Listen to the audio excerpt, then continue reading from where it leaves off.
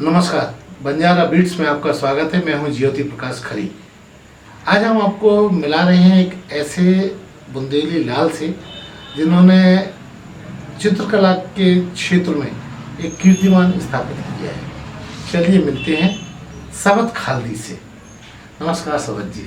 नमस्कार और आपका बहुत बहुत धन्यवाद अंकल कि आपने मुझे आज मौका दिया कि मैं आज अपनी बात आपके इस माध्यम से रख पा रहा हूँ, तो बहुत धन्यवाद। सबत जी, आप के बारे में मैंने ये बोला कि आप कुछ उल्लेखनीय काम किया है, तो आप हमें अपनी एजुकेशन शुरू करते हुए बताइए क्या ऐसा किया जो हम आपके पास चले आए। जी, चित्रकला के क्षेत्र में अगर मैं बात करूं तो पैदा होने के बाद कब मैंने तुलिका उठा ली मुझे खुद इस बात के बारे में होश नहीं है। और माता पिता भी कहते हैं कि जब चलना सीखा तभी से दीवारें सजने लगी थी घर की, और इस तरह से मेरी शुरुआत हुई। और मेरे पहले गुरु तो मेरे पेरेंट्स ही रहे चित्रकला में।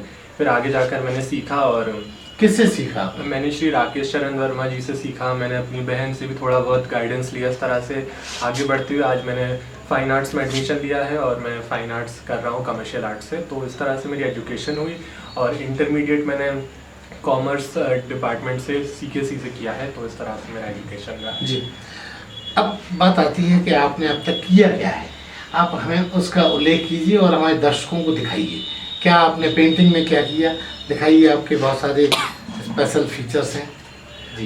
ये आप देख सकते हैं हमारी जो लोक कला है चितेरी जी। उसमें माँ दुर्गा का बना हुआ एक चित्र है। और ये देखें अगर हम तो एक मिट्टी की प्लेट के ऊपर बना है इस पर रोटियां बनती हैं। जी, रोटियां बनती हैं, तवा या प्लेट के तौर पे भी इस्तेमाल करते हैं। तो इस तरह से ये मिट्टी की प्लेट पर मैंने देवी दुर्गा जी का चित्र बनाया है। और इसके अलावा मैंने श्री गणेश जी का भी चित्र बनाया है, जो कि अक्सर हम देखते हैं कि शादियों के जब सीजन होता है तो हमारे बुंदेलखंड की दीवारों में दिख जाता है दरवाज़ों पर। गणेश जी को कहा जाता है प्रथम पूज्य हैं।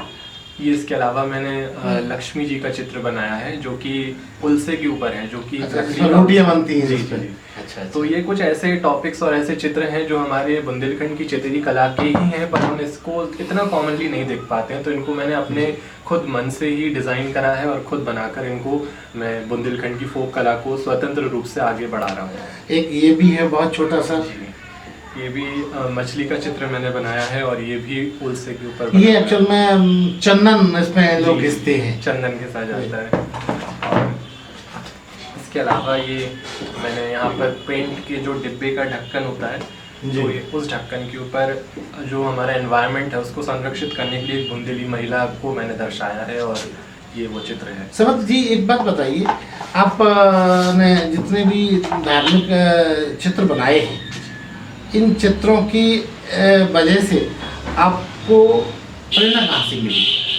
प्रेरणा मुझे, मैं अपने माता पिता को इसका धन्यवाद दूंगा कि बचपन से जिस तरह से कहा जाता है कि मिट्टी में हम जैसे बीज बोते हैं और वैसे ही फल उगता है, तो उसी तरह से जिस तरह की हमको शिक्षा दी गई है कि हर धर्म को बराबर से सम्मान देना, प्रेम देना, आदर देना, तो वही मेरे दिमाग में हमेशा से रहा है। और इसी तरह से मैंने इन चित्रों को उकेरा है और आज ये मेरे घर में भी सजे हुए हैं जी।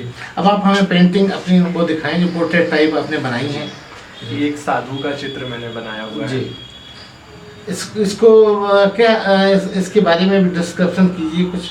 ये मैंने कंट्रास्ट कलर्स को यूज़ करते हुए मैंने ये चित्र बनाया है और इसमें एक साधु बहुत ही ध्यान मुद्रा में दर्शाया गया है। जैसे कि हमारी 64 कलाएं जो हैं उन सब के पीछे साधना ही, मतलब मेन बेसिकली साधना जो होता है वो है। तो वही करते मैंने दिखाया है कि एक साधु एक साधना कर रहा है, तो वो दर्शाता है चित्र।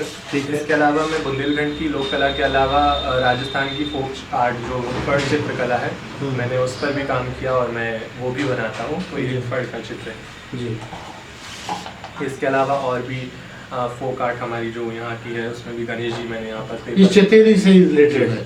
चितेरी से तो सारी बुंदेली कलम है हमारी। और अभी हाल में आपने कुछ बहुत बड़ा अचीवमेंट किया है, उसके बारे में हमारे दर्शकों को बताइए। रिसेंटली मैंने दवाई के ऊपर जो टैबलेट मेडिसिन जिसको हम कहते हैं वो होती है, तो उस पर मैंने मोनालिसा और girl with a pearl earring जो कि हमारी बहुत ही फेमस पेंटिंग है वर्ल्ड की, मैंने उनको 40 सेकंड में एक्रेलिक कलर से बनाकर वर्ल्ड रिकॉर्ड बनाए हैं। पहले मैंने इंडिया रिकॉर्ड क्लियर किया, फिर मैं एशिया रिकॉर्ड पे पहुंचा, मैंने वो क्लियर करा, अमेरिका बुक तक पहुंचा और झांसी का मैं पहला पर्सन बना जिसका नाम अमेरिका बुक में दर्ज हुआ, जो कि हम झांसी वासियों के लिए गौरव की बात है, ना कि मेरा पर्सनल अचीवमेंट है। मैं मानता हूँ बल्कि हमारी पूरी बुंदेलखंड और झांसी के लिए ही एक गर्व की बात है। सबक ये आपने जो अचीव किया है, इसके पीछे आपका कितना श्रम है और पहुँचे कैसे? क्या ये सारा ऑनलाइन हुआ? इसके पीछे मेरी पहले तो सालों की बहुत अभ्यास है, मेहनत है कि आप जो बनाना चाहते हैं, क्योंकि आप दवाई के ऊपर कोई ड्रॉ नहीं कर सकते 40 सेकंड में। डायरेक्टली कलर उठाकर आप बना रहे हैं और उसमें कुछ मिटाने का, कुछ सही गलत होने की गुंजाइश ही नहीं रहती। अगर एक बार ख़राब तो ख़राब हुआ है। तो ये बहुत ही सालों की प्रैक्टिस है कि जिसकी वजह से मैं ये कर पाया हूँ, और बहुत डिफ़िकल्टी भी हुई बनाते हुए। मैं इसको ऑनलाइन मैंने दिखाया और उस तरह से रिकॉर्ड मेरे कंफर्म होते गए। तो अच्छा सबक एक बात बताइए, दवाई यानी टैबलेट के ऊपर ये सब बनाना, तो आपके अभ्यास के दौरान कितनी दवाई आपने वेस्ट की? बिल्कुल भी वेस्टेज नहीं हुआ, और ये पहले ही अटेम्प्ट था। और कुछ चीज़ें ऐसी होती हैं जो फ्लो में एकदम हो जाती हैं, शायद ईश्वर का आशीर्वाद होता है उस वक्त आपके साथ। तो ये फ्लो में बस पहली बार में मैंने फर्स्ट अटेम्प्ट करा और ये दोनों पेंटिंग मैंने बनाई। समझ जी, एक बात और बताइए कि आप इस अचीवमेंट के बाद अब आपका नया क्या प्लान है, क्या नया करने वाले हैं जो धमाके के रूप में होगा?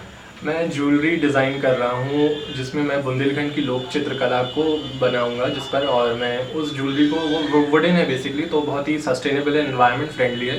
तो इसको मैं सेल करना चाहता हूँ। हमारे टूरिस्ट वगैरह भी कई इन चीज़ों को देखकर अट्रैक्ट होते हैं, तो मैं चाहता हूँ कि वो आगे जाए, सेल हो, हमारी फोक आर्ट भी इससे आगे प्रमोट होगी। साथ साथ जो उससे मुझे पैसा मिलेगा वो मैं गरीब बच्चों की शिक्षा के लिए दान करना चाहूँगा। सबक इन सब काम के दौरान मुख्यतः आपको सहयोग कौन करता है? क्योंकि पढ़ाई के साथ साथ ये सब करना कठिन तो होता ही है। जी, जब आप किसी चीज़ को दिल से चाहते हैं, बहुत ज़्यादा पैशनेट होते हैं उस चीज़ के लिए, तो शायद मेरे हिसाब से उतना कठिनाई नहीं होती है। लेकिन फिर भी अगर देखा जाए तो थोड़ा थोड़ा कभी कभी एडजस्ट करना या मैनेज करना टफ हो जाता है। तो मेरा भाई बहुत ज़्यादा मुझे सपोर्ट करता है और हम साथ मिलकर एक परछाई की तरह ही चलते हैं, और उस तरह से ही हम आगे बढ़ रहे हैं अभी अपने करियर में और इन सब फील्ड में। सबक इसके अलावा आपके और क्या शौक है जो आपको उल्लेखनीय बनाते हैं? मुझे गाने का बहुत शौक है, म्यूज़िक सुनने का शौक है। मैं समाज सेवा के क्षेत्र में भी कुछ काम कर रहा हूँ। तो मैंने अभी तक एनवायरनमेंट एंड नेचर झांसी पे स्टार्ट करा, और उसमें मैंने 300 से ज़्यादा पेड़ लगाए। मैं झांसी से ऐसा पर्सन बना हूँ, यंगेस्ट सेलिब्रिटी इंटरव्यूअर, जिसने बहुत सारे बॉलीवुड के सेलिब्रिटी सिंगर्स का इंटरव्यू करा है ऑनलाइन। तो ये कहीं ना कहीं मेरे छोटे छोटे ऐसे इंटरेस्ट हैं जो मैं साथ साथ पेंटिंग करता रहता हूँ। पौधा लगाने या पेड़ लगाने की बात से तो मैं सहमत हूँ, लेकिन ये देखा गया है लोग पौधा लगा के, पेड़ लगा के भूल जाते हैं। अभी गवर्नमेंट भी इसकी गणना कर रही है कि कितने लगाए गए और कितने नष्ट हुए। तो लगाने के बाद पीछे मुड़ के देखते हैं कि जो आपने लगाया वो बचा कि नहीं?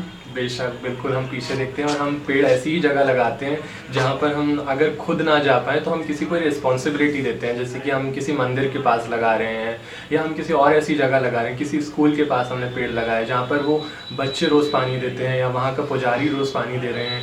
तो इस तरह से हम पेड़ की रिस्पॉन्सिबिलिटी दे आते हैं। अगर हम वहाँ तक रोज़ रोज़ नहीं जा सकते हैं तो इस तरह से हम रिस्पॉन्सिबिलिटी देते हैं ताकि हमारा पेड़ मरे ना।